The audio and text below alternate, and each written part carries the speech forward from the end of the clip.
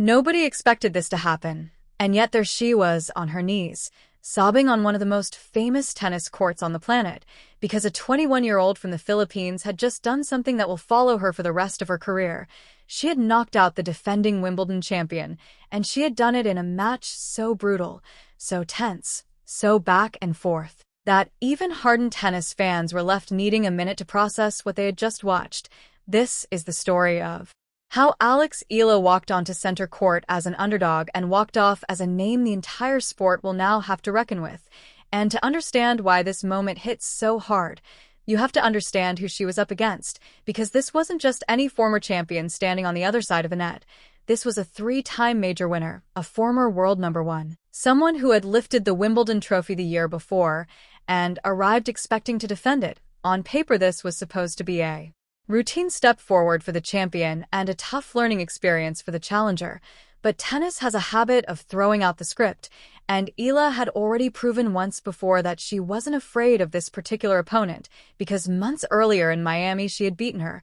So there was history here, a quiet kind of unfinished business simmering under the surface before the first ball was even struck. And from the very first game, you could feel that Eala hadn't traveled all this way to be intimidated.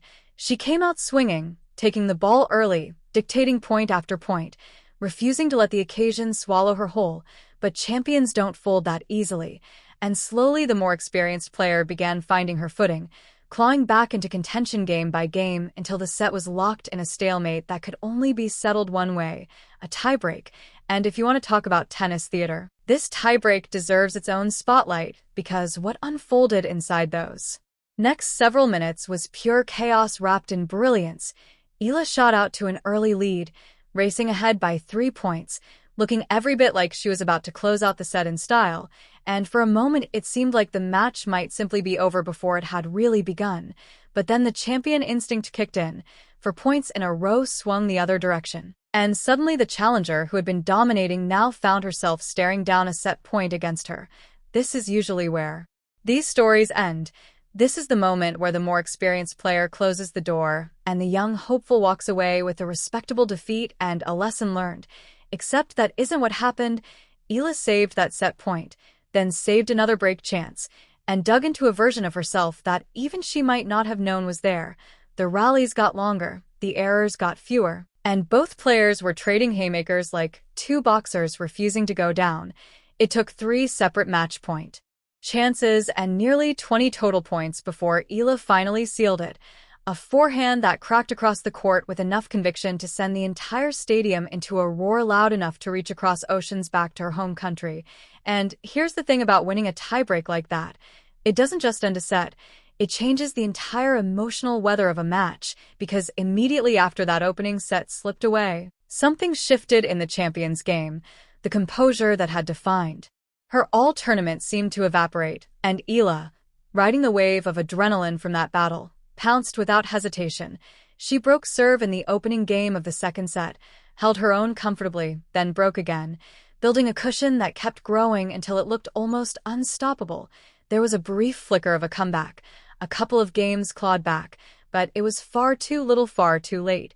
Eala closed out the match, and the moment the final point landed, she didn't pump her fist. She didn't scream. She simply dropped to the ground, completely consumed by the weight of what she had just achieved. And when she finally stood up to speak into a microphone in front of thousands of fans, her voice cracked almost instantly. She tried to explain that for someone like her opponent, or for legends who had already built entire legacies in this sport, a win like this might just be another chapter in an already storied career, but for her it meant something entirely different. And she couldn't even finish that thought before the emotion took over again, tears rolling in front of a crowd that had gone completely silent, watching a young woman from a country with almost no history of producing tennis stars at this level process the single biggest moment of her career in real time. But what made this even more compelling was what she said once she gathered herself again. Because through the tears there was steel underneath. She made it clear that being emotional in that moment didn't mean she was satisfied, that this wasn't a finish line for her. It was a checkpoint, and she was already thinking about the next round. And if you needed proof that this run wasn't a fluke, that's exactly where you'll find it. in the way she immediately pivoted from raw emotion to pure focus without missing a beat, and once she had a moment to breathe, she turned her attention to the crowd, specifically to the wave of fans who had made the trip from the Philippines just to watch her play. She spoke about how much their presence meant to her, how their energy in the stands gave her something to hold on to during the most brutal stretches of that tiebreak, when the match could have easily slipped through her fingers. She described feeling like she wasn't just playing for herself out there, she was playing for every single person who had traveled to be in that stadium, and that connection, that shared weight, was part of what kept her fighting when logic might have said to fold.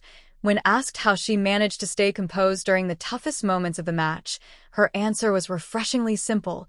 She said she went in with one mindset: whenever a chance presented itself, she was going to seize it. No overthinking, no getting distracted by her opponent's resume or the size of the stage, just trusting her own game plan and believing that if she kept competing point by point, the outcome would eventually bend in her favor, and you could see that mentality play out perfectly in that tiebreak, because most players who watch AF